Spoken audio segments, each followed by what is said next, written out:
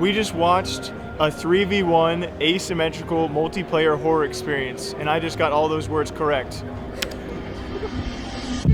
Summer Game Fest is where some of the biggest games in the industry make their first impression, and this year we got hands-on with some of the most exciting titles coming in the next few years. Let me go! No! We played upcoming releases, spoke directly to the devs building them, and got the answers from the people shaping the future of gaming. I will take that screwdriver and I will just, kill you. From massive AAA blockbusters to unexpected indie standouts, these are the games that left the biggest impression on us. They know we're here for them, and they know that we're going to be behind them, so.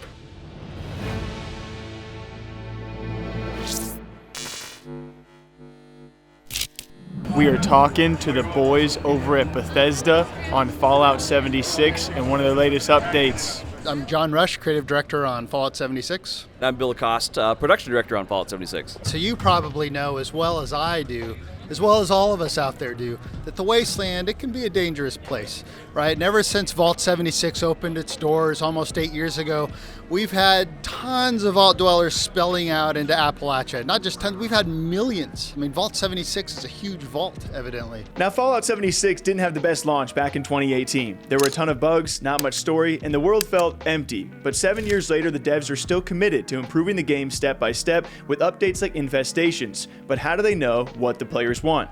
You know, there's an original group of citizens of Appalachia that are kind of getting a little put out, and I'm talking about the super mutants, robots with faulty programming, mole miners who got scorched. They want their Appalachia back. They want it back, and they're coming to take it. So Infestations unlocks about 40 unique locations that could be infested by any of these folks at any given time. And it's up to our brave adventurers to band together and take these infestations out. And if you're lucky and you persevere, you have a chance to get a 4-star legendary as a reward. We see a lot of comments online like MMO light. They make up their own words for how this massive multiplayer works. So how would you guys personally define it? I mean, if I had to categorize it, I suppose it would be a post-apocalyptic MMO in many ways, sure. Yeah, and a bunch of subtags underneath it. That's the way I for creators, for adventurers, it's like for min-maxers. It's hardcore. It's like there's tons of it. Yeah. The game itself is a bit hard to categorize and has a ton of different types of players. But how do they know what those players want? We wanted to know how they get a better sense for what the community likes, dislikes, and what needs to be changed to keep their games online. We have things that are dedicated to maybe our campers, and then our camp builders, and then our adventurers, and then systemic updates along the way that help everybody. And so that's kind of how we approach it. Because we want to make sure that we are addressing all the different concerns from players. And, I keep saying, we wouldn't be here, almost 8 years later if we just ignored what was happening in the community. The feedback that we get from them has been so amazing. And the fact that they know both John and I play a ton of hours of our own product. We have 1,000 hours plus, with each of our characters, and we have multiple characters, and they know that we're there with them. And so whenever they have feedback, we know where it's coming from. We know the pain points just as well as they do. Bethesda, however, isn't really known for online experiences outside of Elder Scrolls Online. So how does Fallout 76 position itself, and why are they committed to this? Bethesda Game Studios has the best community in gaming, and something very unique to 76 is it's the first time in a Bethesda game that we've really given them the opportunity to actually play together in the same world, So that's how Fallout 76 stands apart from the other Fallouts, even from other Bethesda Game Studios game, is it lets our community finally come together, play together, build together, adventure together.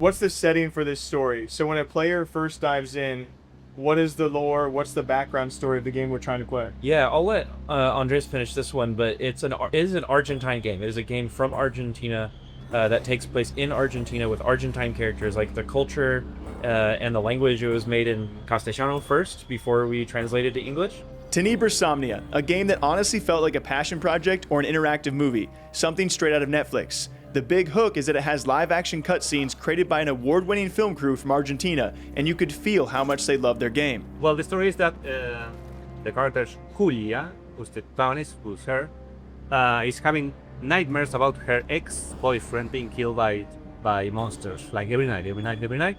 So she gets tired about that and wants to reach here to see if there's something wrong, but he doesn't answer. What should be right? So she goes to his apartment where they live together to see if he's okay, but he's not there, and something weird happened. There's some weird magic thing. Something happened, and they're monsters somehow. So she has to find him and survive. Are you trying to get this boyfriend back that wants to forget about you? Are you trying to save him? Are we allowed to know what the goal is there? I've seen many people play the demo, and I see people say, "This girl is crazy. She's a stalker. What is she doing?" And people say, "This guy, like, get out of there. This guy is fucked up." So I notice people are projecting their feelings of past relationships of them into the characters until they know, which they want until they play the game, like what actually happened between them. I'm gonna be honest, it started to feel more like a therapy session than an interview in all of the best ways after this. We have never got the chance to step in with a crew like we did here. Devs often get caught up in the business side of development, usually because they don't have a choice. They have to make money. But Andres took us back to what I believe should be the true goal of most game devs. I think the main thing is to make the game you want to make. If it's something unique, better. If it's something chasing a trend, that's okay, because if it's the game you want to make, it will be good, I think. Because it's the game you want to play. Someone else he wants to play too. But if you're only chasing a trend because you're thinking of money, I don't think it's a good idea. Maybe you're good at that.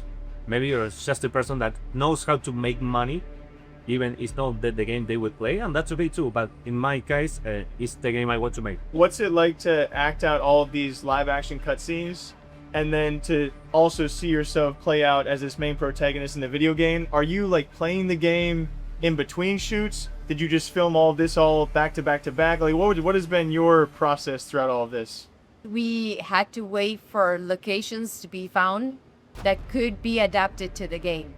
So sometimes they had to think about everything that could be made. So we shot by locations. Sometimes it took 2 months to start again shooting. But it was actually like filming a film. I spoke a lot with Andres. He's a very good director because when we get to a scene and we didn't even film in a timeline. We just filmed what we could get. So he wrote always a development of where the character is coming from and where she's going to, and we had to go to that state. It was really important to generate the state Julia is in every cutscene, because everything is different, the plot choice that I'm saying. What continued to stand out was that every member of this team approached it with their own passion and bond to the project. Andres loved the film side of it, Eridorf loved the game, and Clara clearly loved acting in it. It was a long process, but a process that they cared for. 4 years ago, my phone rang and it was Andres. Andres told me, I had this idea of a game, and I got to you a reference for the main lead. And I was like, okay. And he sent me this things like a character in the game. And I was really shocked, in a good way. And I got really excited. And I went and bought the reference of the outfit. So I got it. This part is mine. This one is Andres. And we shot it. She bought the he told me, we don't have money. We have just a dream and an idea. And maybe this can work out. Maybe it doesn't. And I said, fuck it, let's do it. Well, we just saw Tenebris Somnia, the 2D, what would I call that? Horror game? Well, that's just a horror game, yeah. 2D, 16 8-bit horror game with live action cutscenes. Vibe check on the team, probably the best and coolest team we talked to all day because we had the most nonchalant conversation ever, which is just us sitting on a couch, and chilling with devs, which is always the goal. Your book, bound in blood, inspires those who are worthy. We put Genesis right after the First World War, so in the 1920s in Europe. So it's almost 100 years before what's happening in Saw. So we try to find a, an original, something that kind of is unique to us, but also give ourselves some freedom to not conflict with the IP as a whole. We saw a lot of horror games this trip, and each felt very different from the other. With Saw Genesis, you have a long-standing, fan-favorite film franchise and an iconic character like Jigsaw. So we knew the approach to an online horror game like this would have to be carefully crafted by someone who knew their stuff and lived in it. I've been working with horrors for 6 years, and to be honest, the thing is, if you're working on it, then I constantly watch movies, I constantly play games, so it definitely still affects me, but also gives me a more appreciation for when it works and how it kind of, how many unique ways people can build tension and kind of the tone aspect of it. So it's definitely not as scary as it was before. I can tell you that, because a lot of the time you're like, oh, that's cool, that's awesome, but it's also the breadth of kind of seeing a lot of different things gives you a more appreciation for different approaches to horror, and horror has. Saw Genesis is more akin to a game like Dead by Daylight instead of a narrative horror experience. Yes, it's gruesome sometimes, and I'm sure you might get scared, but at the end of the day, it's a 3v1 multiplayer match. The judge is hunting the 3 accused players and trying to make them choose between their life or their limbs. It's a twisted mouse hunt with traps and psychological warfare. A lot of it is, I love watching people play it and see their reactions, and because the judge is a different experience, I love seeing how people kind of they try to be the game master that kind of leads the way. They start baiting people and creating tension in situations. So in the earlier versions, when it shouldn't be, it was all prototype, and the art wasn't made, and I saw people that kind of try to just scare others and bait them into different corridors and bait them into traps, and they became scared even though nothing was finished. It was an awesome experience. People like 2 fantasies in the IP, so they like Jigsaw and they like Hoffman, and they like to see what he does, how it behaves. That's the kind of unique aspect, but also you like to see the people in the traps, like what do they do, how do they behave, how do they cooperate or not, in case in many movies. So we had those 2 fantasies, and we thought like, well, those are 2 fantasies that exist in top of each other, and maybe we don't need to choose one. Maybe we can have them both. Maybe you can put you in the shoes of the character in the movie, like how do you sacrifice, and maybe we can give you an option to be a Jigsaw-like character and prepare the entire thing.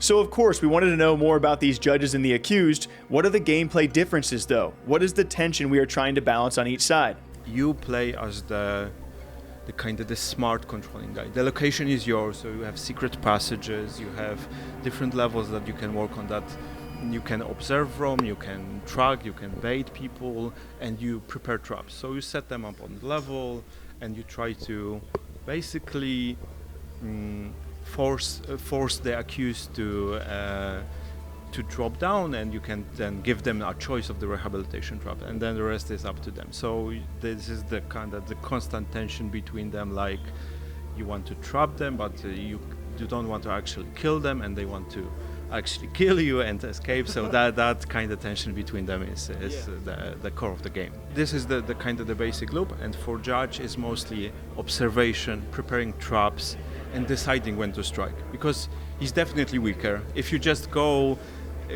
on the ground and there are 3 accused, then you will die. They will just, they will do what any person in that situation would do. I will take that screwdriver and I will just, kill you. So they have to watch out. So they have to prepare situations, make sure that they kind of ensure that he creates chaos. He tries to split them up. He tries to kind of build different situations that work them. I just watched Saw Genesis, a 3v1 asymmetrical multiplayer horror experience, and I just got all those words correct. It looks like a very unique idea. Wait, can you do it 5 times fast now? We just watched a 3v1 Oh! It was very fun. It looked like a unique experience for a horror game. They work with movie studio on a game franchise, and he said they talk every single day, and it's actually pretty good. I mean, to have that good relationship, yeah, if you don't talk to them as often, then you're like, then there's this really high expectation of I don't know what they think, I don't know what they want. Yeah, I asked it because Hunter wrote it down and thought it was a good question, which it was a good question, but the way he laughed at me made me feel like it maybe wasn't a good question. But he was like, yeah, duh, we talk. So sometimes in these moments where I'm talking to devs, I panic and I ask questions that are then, you don't really think about them. And so when you tell a dev or you ask a dev, you're like, hey man, like, so have you played the game? And he just goes, yes. Nice to see a real camera, not just an iPhone, you know? What did you like about it? He's big and loud.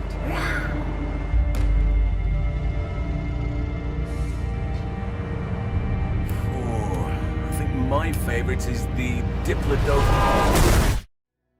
I've been in games since about 2000, which officially makes me an old game dev now. I've been at EA, Sega, Creative Assembly, Sony, Microsoft. I recently was at Rare working on Everworld, and then came to this studio to work on The Lost World.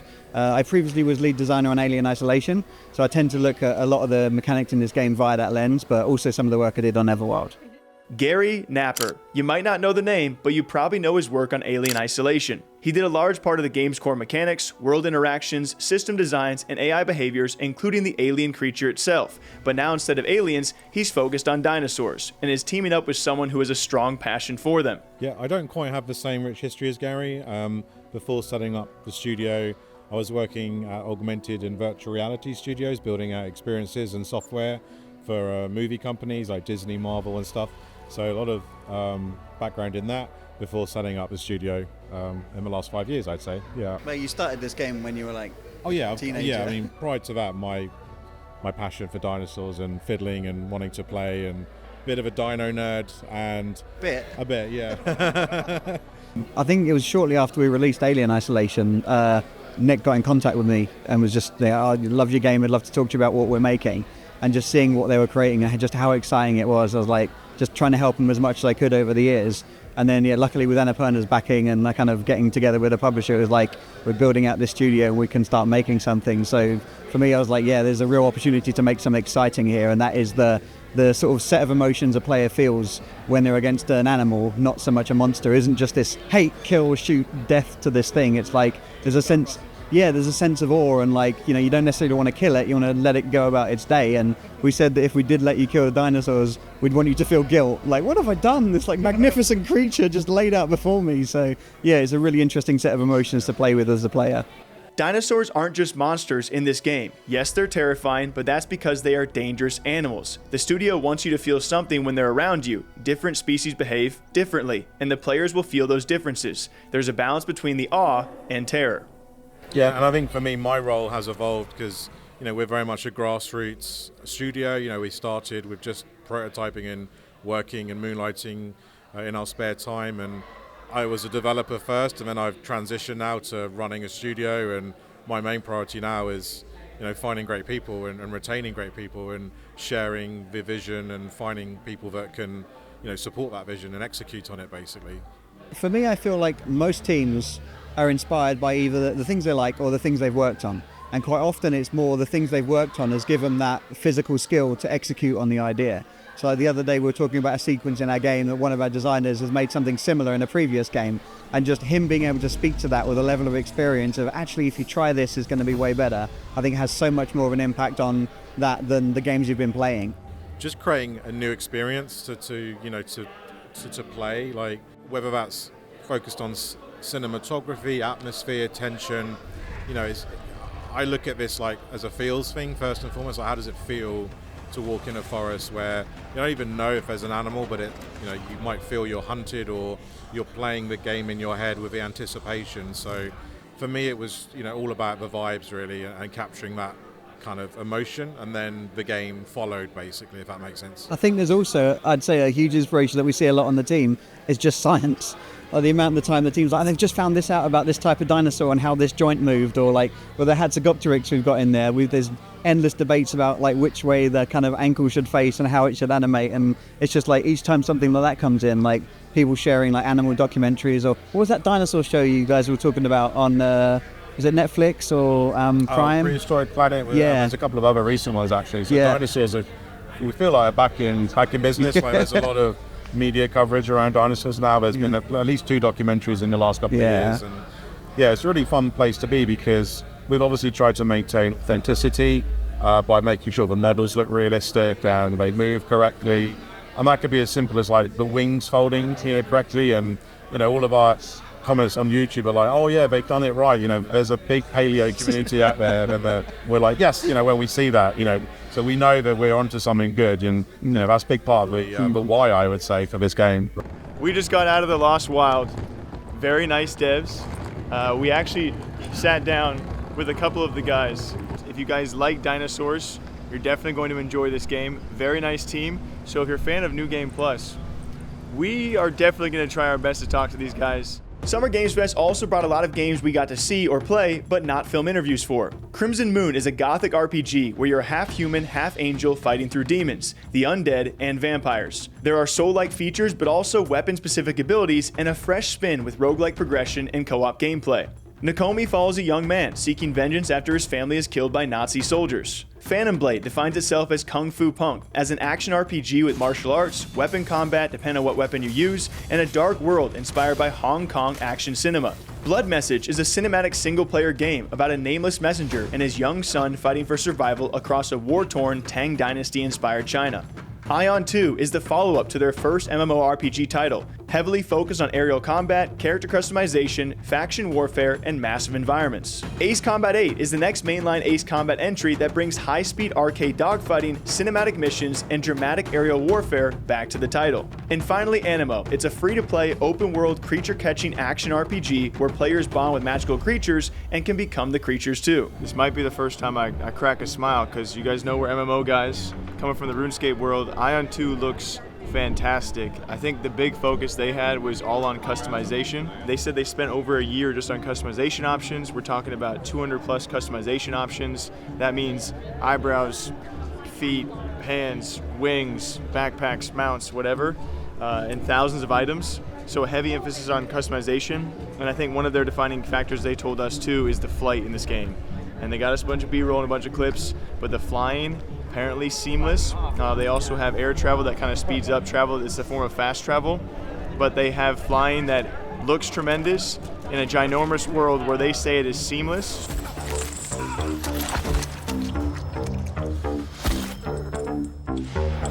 You will beg for its arrival. Begin now. I am Vid Rein. I am a associate game director on Clive Barker's Hellraiser Revival. The final horror game of our time, and easily the most disturbing. Clive Barker's Hellraiser franchise is certainly not known for pulling any punches, and the developers behind Revival won't be either. I am a horror fan. I have played. I have let's say my little niche are the immersive sim games. Some of them are horror, so like Prey by Arcane Studios is one of them, and also like for purely research purposes, games like Resident Evil series, of course, is a big hit among like horror fans, and yeah, of course, I'm a fan of our game as well. Yeah. And how would you describe a game like Hellraiser to a player out there?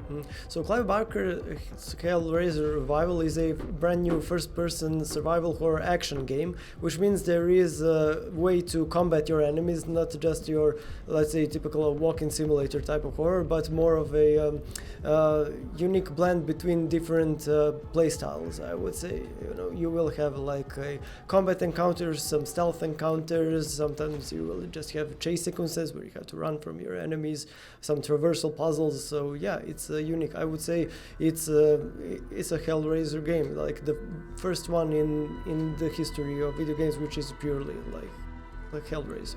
Now that holds weight for die-hard fans. This is the first Hellraiser game, another horror franchise with an iconic character, Pinhead, and as you play a new story that kickstarts his ritual, people are going to scrutinize the game and make sure it holds up to the Hellraiser name. So without spoiling too much, you play as Aion. He is a former gang member who has his girlfriend Sunny, and as in any Hellraiser movie or story, it's very explicit, it's violent, it's gory, it's campy in a way. It also has like sexual scenes and stuff like that.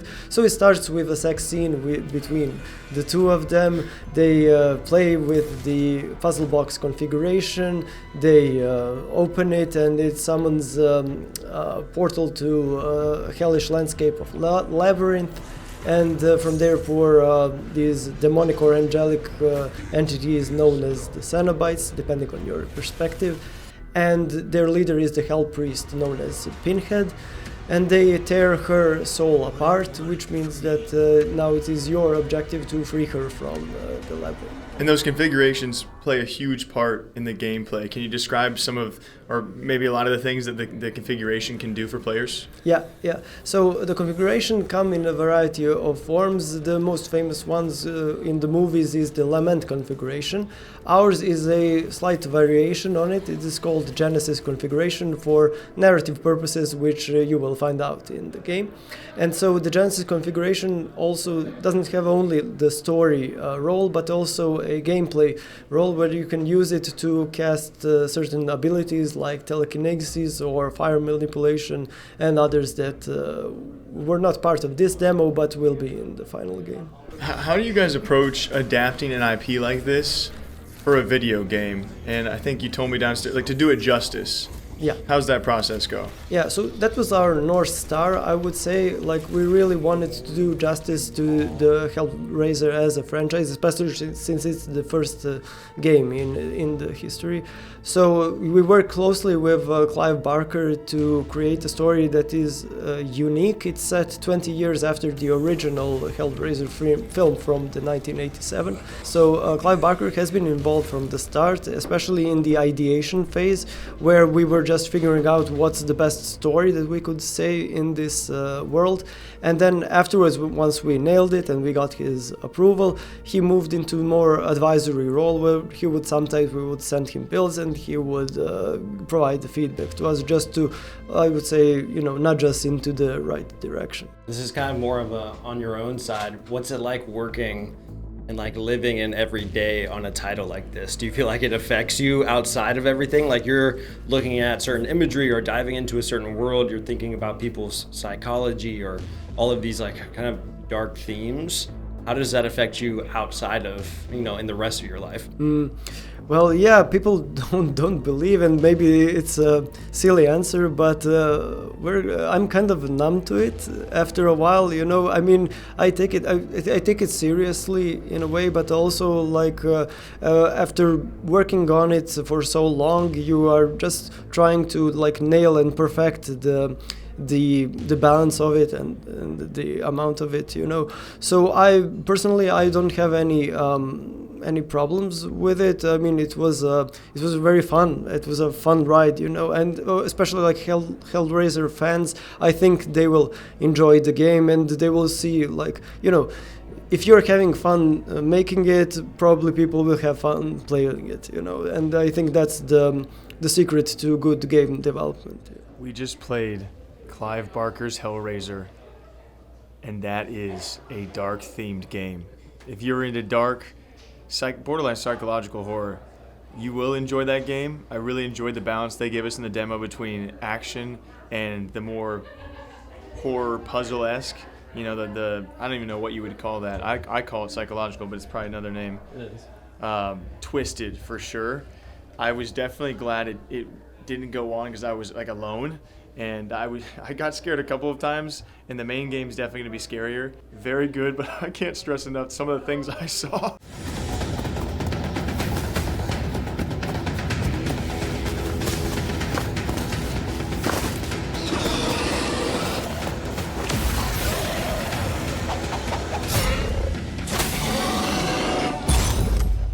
Turok comics were originally published starting in 1956, with the first game, Dinosaur Hunter, being made for Nintendo 64 in 1997. 6 games followed: Seeds of Evil, Rage Wars, Shadow of Oblivion, Evolution, Turok, and Escape from Lost Valley. This is a loved series of games that has spanned generations, so what is Turok Origins?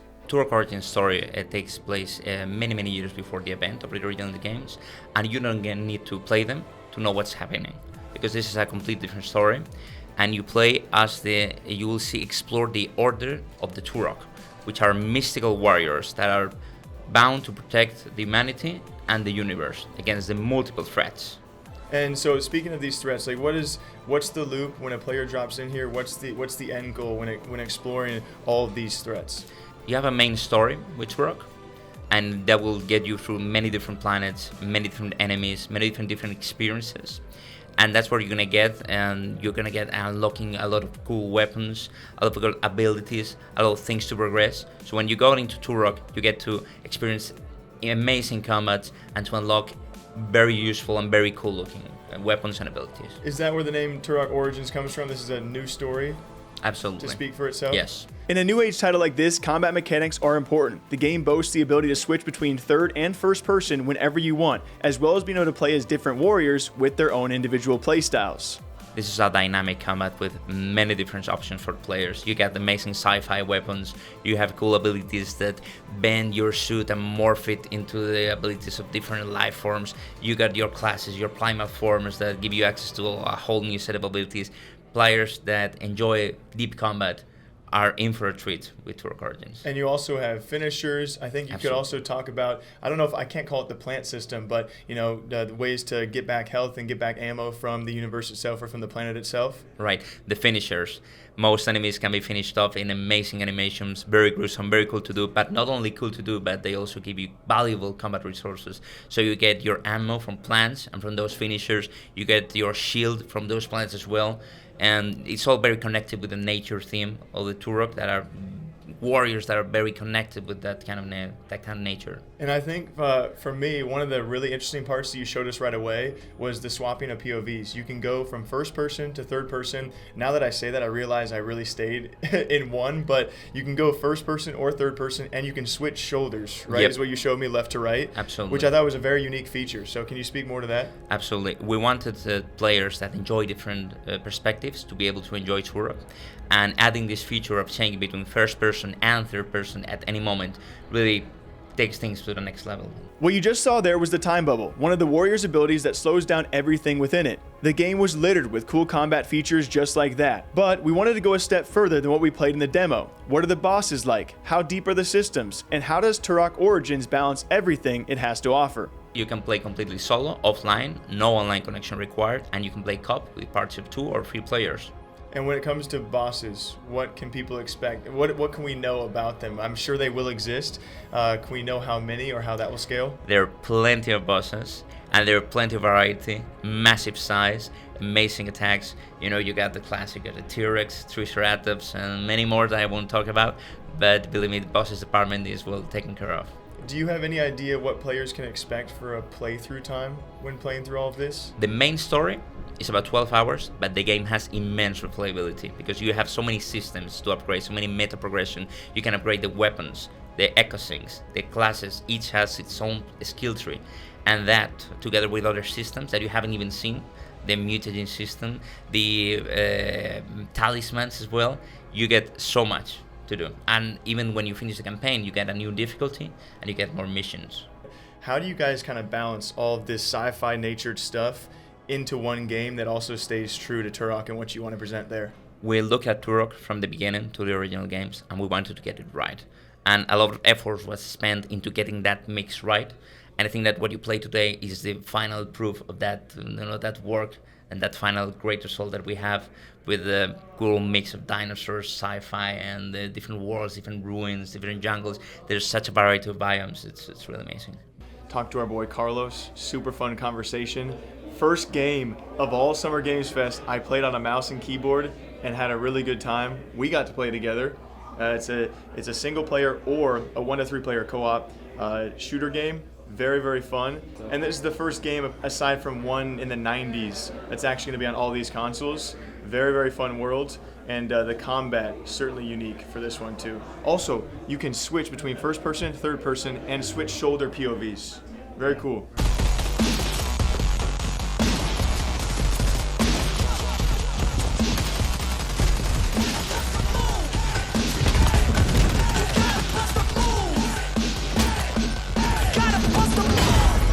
Ian Prue. I'm the CEO and co-founder of 1047 Games. Got into gaming, my first, actually I guess Game Boy Color was my first, and then Nintendo 64, and played, Zelda, Smash Bros, GoldenEye, and loved video games. But Xbox, specifically with Halo 2, that's when I really became a gamer and not just like, oh, I have a video game that I play for fun. Yeah. That's when I became obsessed. And then obviously, I won't tell you my whole gaming background, but, huge fan of Titanfall, huge fan of the Halo series, and obviously Splitgate we made. I love Splitgate. I mean, I'm addicted to it. And the movement Call of Duties, like Black Ops 3, one of my favorites of all time. No, it's interesting to go back on your lineage and when you first got into gaming, because you see an essence of your favorite games in what you are now making for games. So when you said Halo and Titanfall, I think a lot of people can see that. It's pretty obvious. 1047 Games has a varied past. Splitgate released on Steam in early access on May 24th, 2019, and then on console in 2021. It was free to play and marketed around fast multiplayer FPS action with player-controlled portals. With many comparing the gunplay to Halo, it has over 10 million downloads in its first month, and that success attracted major venture funding of over $100 million. They transitioned in making Splitgate 2, and in 2025 they launched, and then unlaunched, and then relaunched. Now they're more focused on this game known as Empulse. Empulse is a movement shooter, 6v6. Everything is built around movement. I'll just be honest, we are not trying to make Titanfall 3. We're getting a lot of the Titanfall comparisons. We are Titanfall fans, so we're not shy about that. We're obviously taking inspiration, but we have our own twist on it. So if I had to kind of describe the game, you can sort of think of Titanfall in terms of movement, but the mechs function quite a bit differently. So the mechs are more like your Halo power weapon, where, two of them spawn every few minutes. You're fighting over them to gain control, get that power spike, and then you're playing our own set of kind of more arcadey modes.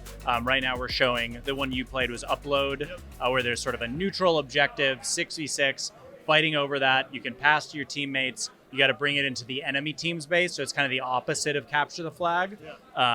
You can pass to your teammates. It's all about movements. And then my favorite is we have these paint grenades. It's not actually paint, it's particle activated, I don't even know, infusion of nanotechnology, right? We kind of came up with that after the fact, but the way it functions is instead of your traditional just everybody's got a grenade, these will alter surfaces in the game. Most of them are movement focused, so you have a jump paint where you can wall run, throw it down on the wall, bounce off with high speed, or slide into a jump, slide into a speed paint. We also have explosive paint that does damage, heal paint, sticky paint for bringing down mechs, throw it at their feet and just gang up on those mechs.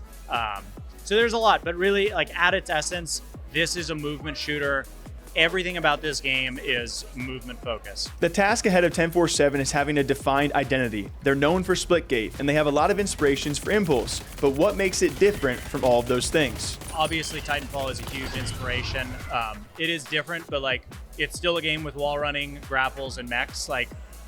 And that is the gold standard of great movement. So we've looked very closely. It's a little different. We've done our own twist on it. We've got the paints. We've got wall running backwards. You can chain that together with some sick plays. Our jetpack is a little bit different. I'd say some other maybe less known inspirations, but SSX Tricky, I don't know if you've played that ever. One of my favorite games growing up, actually. And I think it's funny, looking at some of the skateboarding games that I actually haven't played, but I wanted to kind of feel that type of movement in a shooting environment. So you do have the wall running, but you also have these hollow jumps, and you got to feel it to really get a sense of why it's different. But it's not just your typical jump pad or man cannon.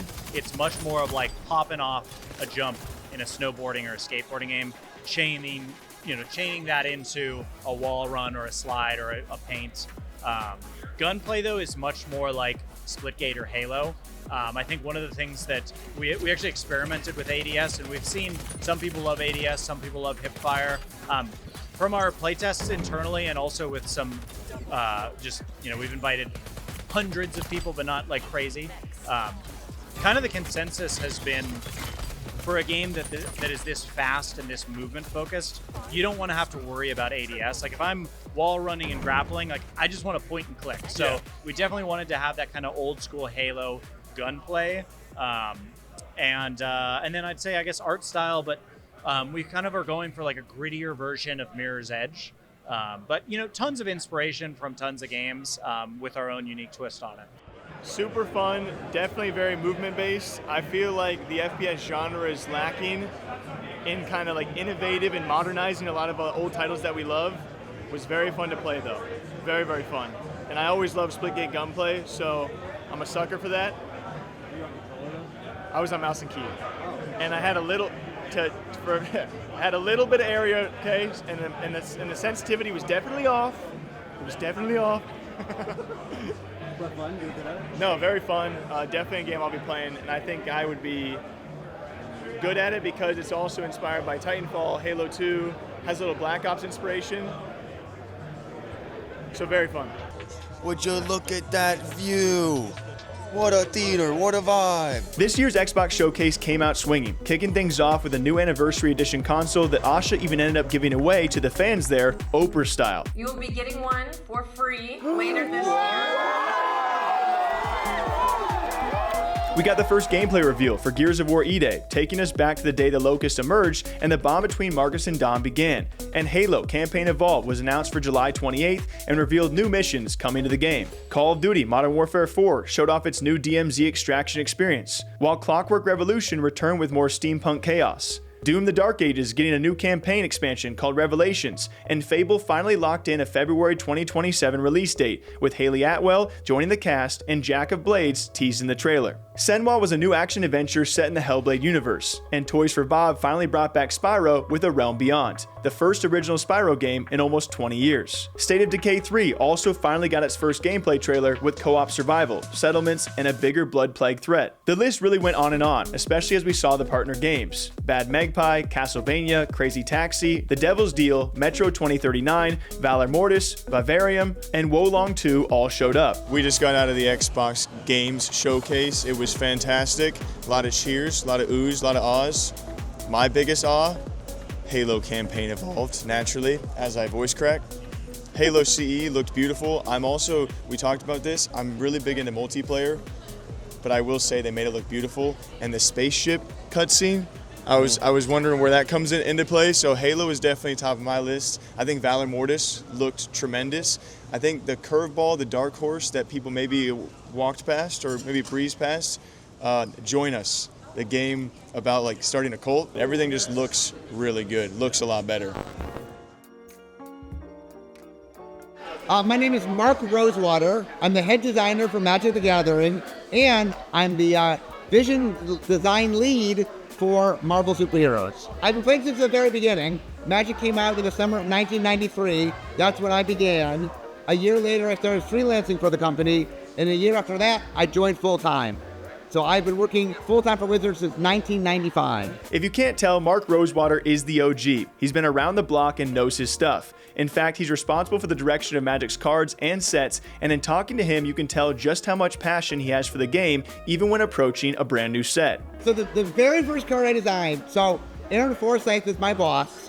When he first pitched the idea of doing Universes Beyond, he asked my opinion, and the first words out of my mouth was dibs on Marvel. So when we were going to pitch to Marvel, Aaron came to me and asked me to design the cards for the pitch. And one of the things he said to me is, for one of the characters, do something a little bit deeper, do something that you think would be fun that you would like to do. So I made one of my favorite Marvel characters, Squirrel Girl. And so Squirrel Girl makes a lot of squirrels, that's what she does. This was a collaboration between two massive IPs, Marvel Superheroes and Magic the Gathering. It's certainly no small task to integrate these two things in a way that respects both and feels natural. So how did Mark approach it? Well, the most important part is we want them to be flavorful, cards that represent the Marvel characters, but they have to be good Magic cards. And so what I said to my team is, pick the one thing that really matters. Like, we want the flavor there, but then it needs to be a really good card. What we don't want to do is make a card that's super flavorful but plays badly. I don't want a card that reads just like Thor, but no one wants to play it. That's not a good Thor card. But you want to capture some essence of Thor that really captures who Thor is, but also make something that plays well in Magic. And that's our job, is how do we capture really flavorful ideas in a way that comes across in gameplay. Well, one of the things about Magic has just been growing in popularity over the last 33 years. Last year was our biggest year ever. And one of the reasons for that is Universes Beyond. That what we've started doing is bringing Magic to other properties like Marvel, and that's proven very popular because we're doing world-class properties that people really love. And so, like, if you're a Marvel fan and you've always heard about Magic but have never played, now's the time to try it. You know, we have a lot of ways for you to learn. You can go to your local game store and get what's called a welcome deck for free. You can log online to Magic Arena, and there's a free way to learn how to play. We have a product called the Beginner Box that can teach you. We have a product called Jumpstart that's really easy to play. So there's a lot of ways for you to learn how to play. So if Magic has ever been interested in you and you're a Marvel fan, now's the time to try it out. Because once you know how to play Magic, you know how to play Magic, and it's a super fun game. I would argue the best game in the world, but I'm a little biased. But you know, and so the bringing together, like, I'm a Marvel fan. I've been reading Marvel comic books since I was a little kid, and I love Marvel. I love Magic. So bringing them together has just been an absolute joy. Hey, man. He's been working for Magic for 31 years, and he sat down for an interview, and to whoop my butt with a Marvel deck, that was cool, but it didn't feel too great. He was very nice to explain. I usually play on tabletop. We played 1v1 on physical tabletop. Did not go my way. But that was also our last appointment of SGF. It was a fantastic Summer Games Fest. Got to meet face-to-face with so many different developers. And I would say overall, especially when it comes to the live show and the presence they had here on the grounds, was such a fun time. Always nice to see creators and other media out there as well, and to meet so many people, but also to talk to devs face-to-face and to see the joy they get when people play their game, but also when we get to talk to them at a longer length about them, was very fun. We're a bit tired now, you know, 3.5 days straight pretty much of 9 a.m. to whatever time it is now, but a fantastic Summer Games Fest with a lot more coming because we have now made some more connections to some more great games out there. So can't really wait to see what's next. There's going to be people that keep on making these great projects that at least have pieces that we've never seen before. And I don't know where the future of gaming goes, but we've seen a lot of unique titles and a lot of great big ones too. But it just makes me curious for the future and how this thing progresses and how these games keep on getting better.